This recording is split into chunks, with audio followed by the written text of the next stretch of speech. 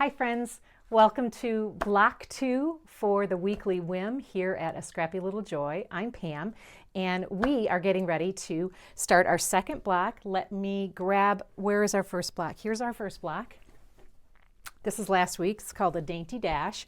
We started with, you will remember, here's our block for this week.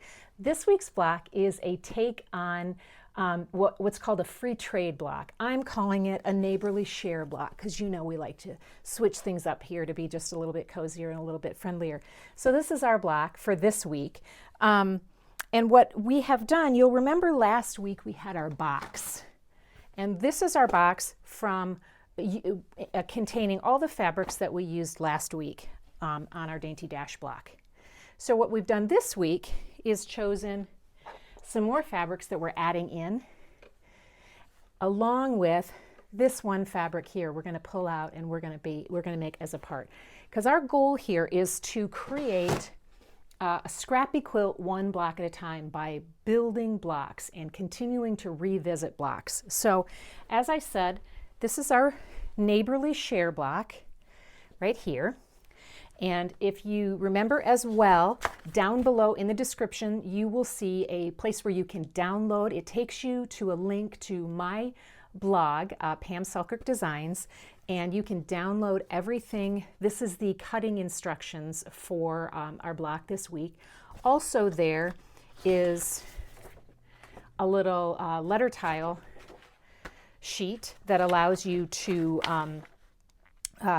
just download it, print it, and then cut these apart so that you can easily mark your fabrics. And we're going to go ahead and get started with our block. So for this block, we are going to be making some flying geese, but we're going to be using the 4 at a time method. In most cases, there's no reason not to use the 4 at a time method, but I like to size my blocks up just a little bit, my units up just a little bit, so that I'm sure that our blocks are going to come, that I'm going to have enough room to trim my blocks. So we need fabric A and we need the 4 fabric B squares. And so what I've done already is to draw a line on the back of each of the fabric B squares. And what we're going to do then, once you've done that, we're going to line these up so that 2 of them go along on our fabric A square. I like to pin them only because they can slip around, because we're going to sew on one side and the other side of this line. So let's go ahead and pin those, unless you feel brave and don't feel like you want to do that or need to do that. That is totally up to you. And if I'm being honest, I don't always pin them, but I'm going to pin these. Okay, now we're going to sew a seam down each side of that diagonal line. And I am working to sew, and I need to take my shoes off because you know how I roll. And I am going to sew this with a scant quarter of an inch seam allowance, which just means that I want to make sure that if I'm using my 1/4 inch foot, now I know everybody doesn't have a 1/4 inch foot, but if you have a 1/4 inch foot, what you really want to be doing is running that line just slightly inside beneath your 1/4 inch foot, as opposed to along the outside edge. Okay, and I always grab the back thread because you know my friend Jane, and she's a little bit on the old side, and her thread gets jumbled up if I don't just take a hold and gently tug as we get our seam started.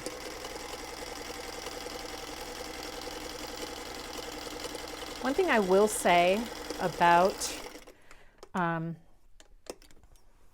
4 at a time Flying Geese units. Did I run out of thread? Guess who's got another spool already? There we go. Onto the floor every time. Am I right? Every time.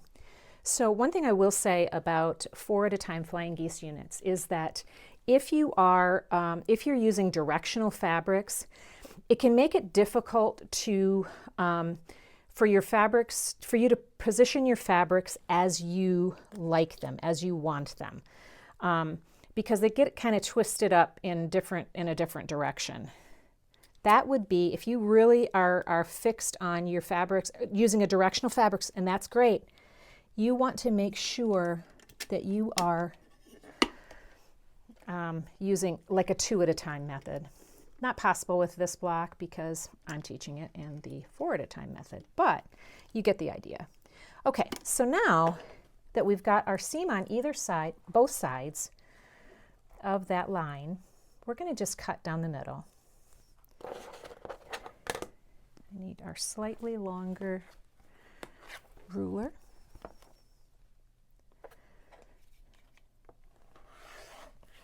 And look at, we're going to have 2 little heart-shaped blocks, units.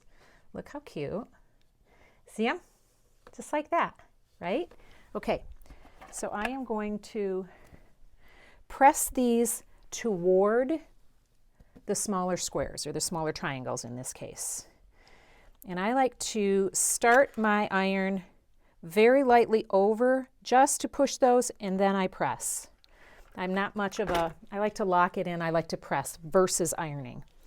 Okay, so now I'm going to do the same thing for the other one. Very gently just over top and then press.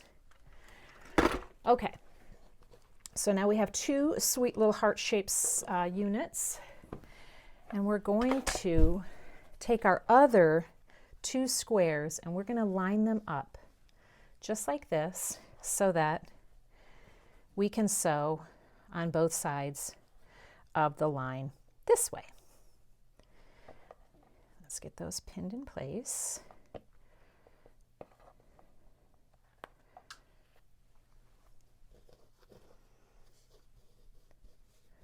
I just tend to not want them to twist all over when I'm doing this, so it does help me to go ahead and pin, even though I'm not a huge fan of pinning all the time. And I try to pin them far over here on the sides when I'm doing this unit so that I don't have to pull the pins out and they don't run into my presser foot either. Okay.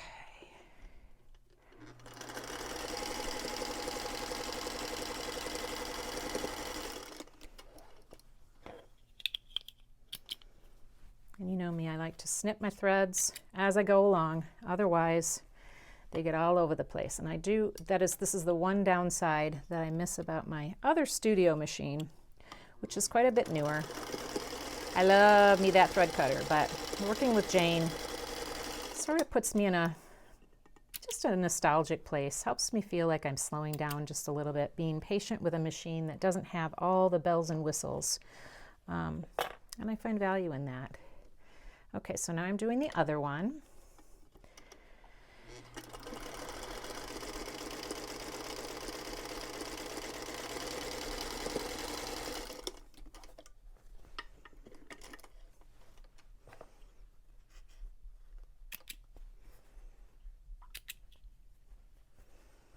And down the other side of that line.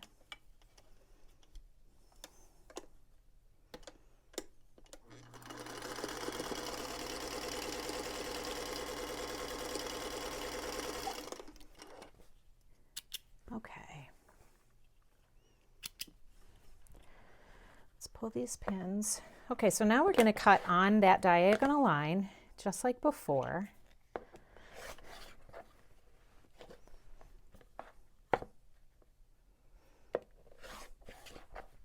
And look what we have. We have 4 little Flying Geese units. Now what we're going to do is press to this corner so that both of our back seams are pressing toward the corners. And there's a couple of good reasons for that, not the least of which is just for the sake of evenness, but also we kind of want a nice image on the back that's going to help us for later, and I will talk to you about that when we get to it as we sew our units together. Okay, so now we want all of these units to be to measure 2 3/4 by 5. And so the first cut I like to always make is at the top here, so that I can make sure that I am always starting with 1/4 inch seam allowance above that point. And the reason is I want there to be plenty of room for me to sew this unit to the unit next to it, preserving that point. And if I cut this too short, but if by cutting this side first, then I might find myself not having enough room there. And then I'm stitching my point off, and that is always not the ideal, if you will. It's not the worst thing in the world, but it's not the ideal. So now I'm lining up the bottom so that it's 2 3/4. And then here, I'm looking at my ruler, and if I know I need 5 inches across, I am going to line my 2.5 inch mark with the center on one side. And I'm going to trim that side off, and then I'm going to line it up, line the 5 inch side up with the side I just cut, and I'm going to cut that side off. And there is one trimmed unit, and I'm going to go ahead and trim these other units real quick so that we are ready to sew together our units C and D.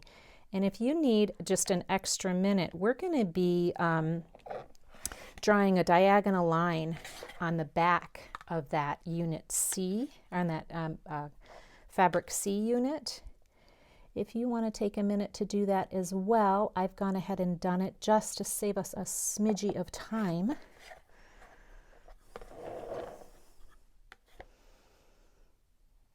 Okay, there's that one.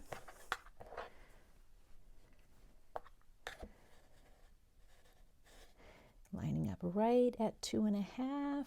Oh no, I'm sorry, I want this to be 1/4 inch on the top. Ta-da! And now we're lining up at 2 3/4. And now we're lining up 2.5 in the center. And then 5 inches on this side. So we will go like, we'll put this 5 inches here and take that side off. I like to use my ruler to scrape all my scraps to one spot, my threads and my bits, so that then I can easily scrape it into my hand and toss it into my bin later. Just kind of a habit that I sort of got into somewhere along the line. Makes my work area a little bit tidy as I go along. Some folks don't have a whole lot of issue with that, but I find it's just easier to keep my stuff organized. Otherwise, I'm grabbing the wrong pieces. Okay, so in this case, I'm going, oh wait, I got to do 2 3/4 from the top. Look at me getting ahead of myself. Okay, so now we're going to go from the center 2.5 inches, 1, 2.5. Now we're going to take that side off. Now we're going to just make this 5 inches, and we'll take that side off. Okay, so now we'll put all of our little Flying Geese units where they live, here. We're going to use those. So there's our Flying Geese units right there. Now we're going to make some half square triangles here. And so as I said, you want to make sure that you've got a diagonal line drawn on the back of your lighter colored fabric C. And we're going to line that, we're going to sandwich that together with the fabric D, right sides together, and then we'll sew 1/4 inch on each side of that line.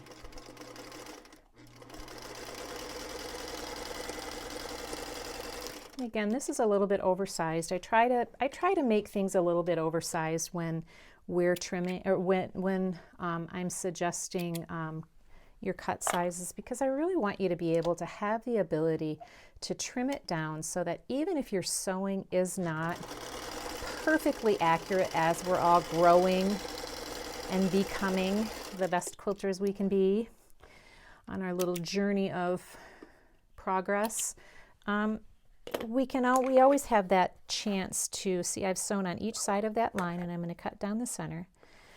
We all have a chance to sort of reset and a new opportunity to make it perfect. Now, you may remember with our last block that I pressed some of those half square triangles open.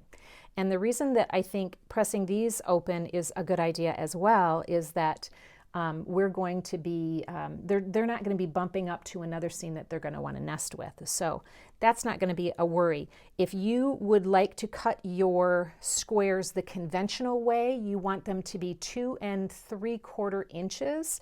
If you want to press those open, you know I like to use my little folded corner clipper, in which I trim here to 2 3/4. I leave a little bit of room here, and then I'm going to trim this side and then the other side. I do try down in the description section to leave you a little area where if there is a tool that I use or a fabric that you see in our shop, or fabric that you see in one of my videos, you can find it. If it's available in my shop, you'll find it in the Weekly Whim Store. Right? And so there's a link right below. If there's any of these things that you are like, oh, I could really use that. It's there, no pressure, but it's there. Anyway, so there's one block. That is 2 3/4. And we're going to press that in just a second. And then I'm going to trim this one.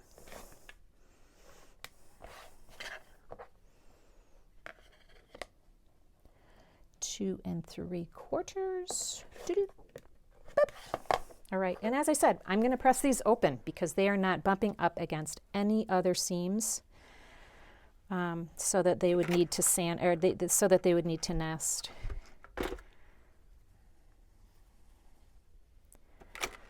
Okay, now we're going to need to grab our fabric E units, and we can lay everything out. Now let's look at our illustration right here. That's why it's always handy to have that close by. And we want our units to go like this. My corner units are directional. I tend to like to make them directional as well if they are, and point them in the accurate direction. But that is up to you. Okay, so I'm gonna treat this like last week's block, which would be 3 separate columns, except that we need to do a little bit more work to make this a single column. This will be a column, this will be a column, and this will be a column, but we need to join this center unit so that we can make this a column. Okay, I'm going to join this to this and this to this. And we'll talk about how we want to press these in a minute after we start to really look at how our units are going to go together. At the end of the day, friends, what matters to me is something that I struggled with early on in my quilting, which was if there are no instructions that tell me which way to press, how do I know which way to press? And it's really a matter of continuing to look ahead at what your units are going to be sewn to. And because we're making a scrappy quilt with blocks as we go along, we don't know necessarily what our block is going to be sewn up next to. But we're going to take control and make our units here line up and nest together, or just go comfortably together so that our seams are involve as little bulk as possible. So what we need to be doing is thinking about how this unit is going to be sewn into alongside these bulky seams. I would say our best bet is to press these two open, this open and this open, so that they comfortably meet with these bulky bits here on our Flying Geese. So let's do that. And again, pressing your seams open is not, it's not unconventional these days. In the olden days, they would tell you that it weakens your seam, but if you are concerned about that, I always say you can certainly tighten up your stitch length on your sewing machine. Okay, so I am going to do my very best to line these two seams up. Maybe you could place 2 pins there, or I like to use fork pins, and we just put a pin on either side of that seam, and we're just going to stitch down our little 1/4 inch to join these 2 units. I'm going to stop right there, pull out my pins.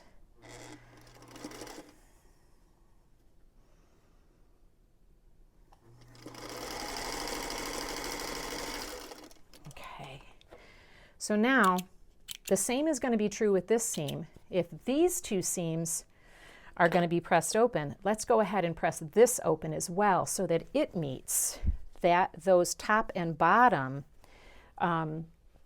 Flying Geese units in a similar in the flattest way possible. Okay, now what we're going to do is let's go ahead and join our side columns with their little fabric E units in the corners.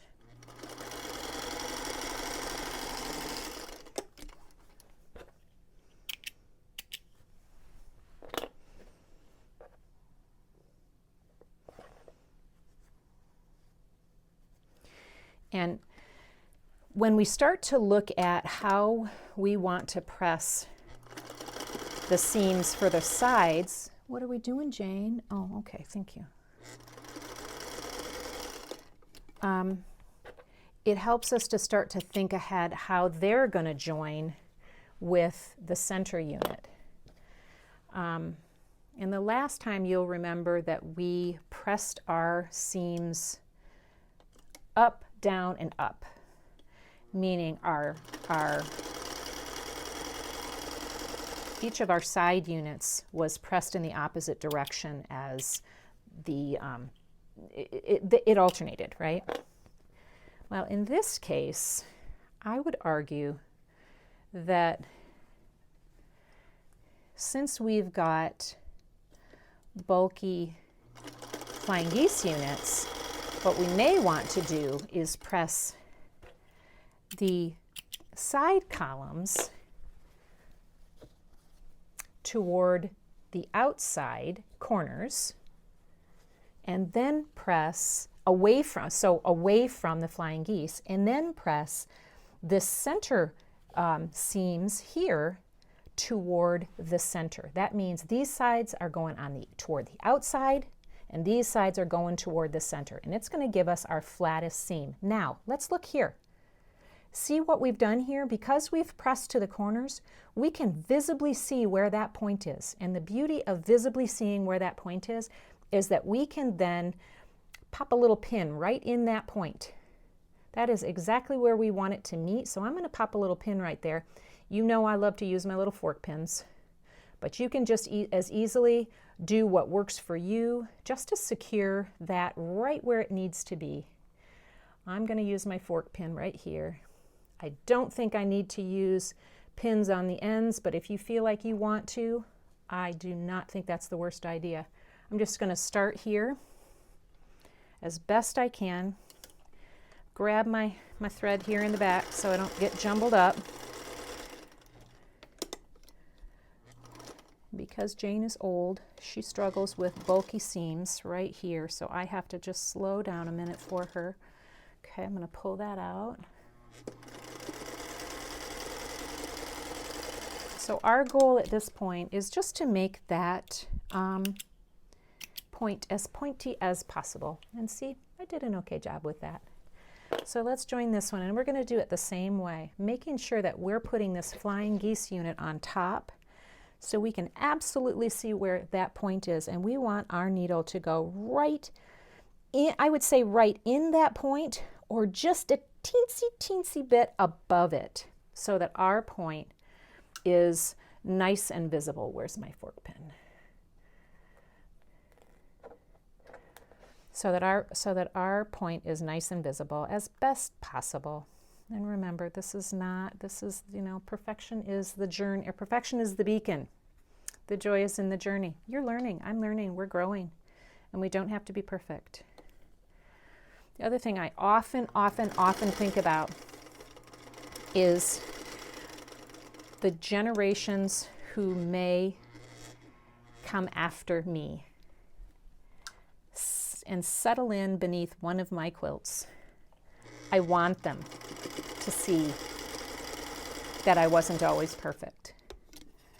But then maybe it might be nice for them to also sometimes go, ooh, look at those points she made. Those are so sharp. So there is our center. Okay, so now we're going to press, I'm going to carry these over and I'm going to press my outer columns to the outside, and I'm going to press my inner columns toward the center unit so that I'm going to then be able to come back and stitch this column here and this column here. And I'll want to just maybe do a little bit of a pin there. Could I do a fork pin there? Yep. Do I need to? Not critical at the moment, unless I'm being super, super perfect, but I do like to put a fork pin here if I can, so I'm going to stick this right in that point, just like before, right in, hi, there you are, come on, right in that point, and get my little fork pin, and then you know what I can also do while I'm at it, while I'm sitting here pinning, I can get the other one in place so that I can sew them both at once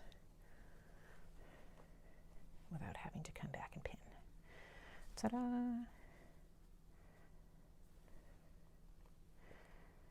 There we go.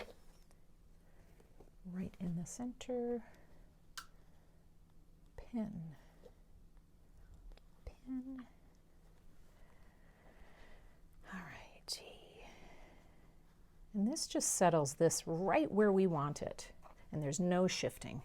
Okay. So let's get this one. And then as we get this sewn, we want to start thinking about how we're going to press the unit, the full unit, once it's completed, the block once it's completed. I am a big fan, as you may recall, with our last block, of pressing those two seams open. Now, if we know what we're sewing to, maybe there's nesting going on, but we don't know what we're sewing to. So our goal is, at this point, I think, to make our block as flat as possible. It also reduces the amount of shrinkage that happens from seam to seam, so that our block winds up being as close to the size we need it, in this case 9.5 inches, as possible. And so that's where the scant 1/4 inch seam allowances come into play, and also the pressing of seams as flat as possible.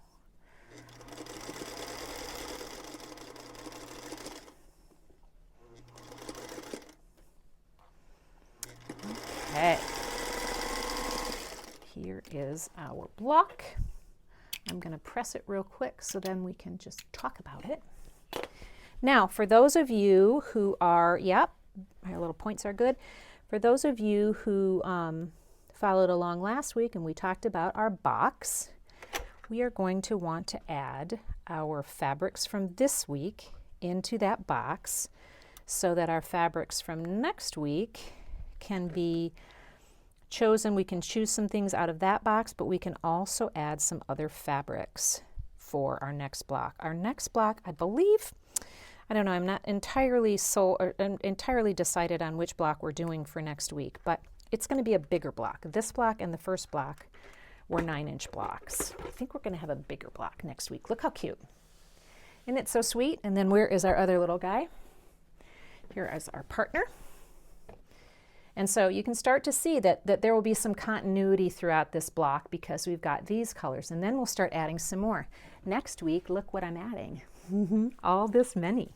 There will be a total of 6 fabrics in this next block. So I'm going to be really working to infuse a few more. So I am going to add these fabrics into our box so that I can choose from it next week. I will be back next week, Wednesday, here at A Scrappy Little Joy with our Weekly Whim Block 3. If you would like to sew along with me, I hope you're enjoying it. Please be sure and subscribe below and click that little bell. Like, share, all those things, because the more the merrier. Also, we do have our A Scrappy Little Joy Facebook page. That's linked below as well in the description. We would love for you to come and join us there. Certainly not a requirement, but if you want to come and join us there, that's where we're sharing our blocks. And it's growing into quite a lovely, supportive little community, and we'd love to have you be a part of it. So at any rate, thank you for joining me today. I hope you get a good time, and I'm looking forward to next week. We'll see you then.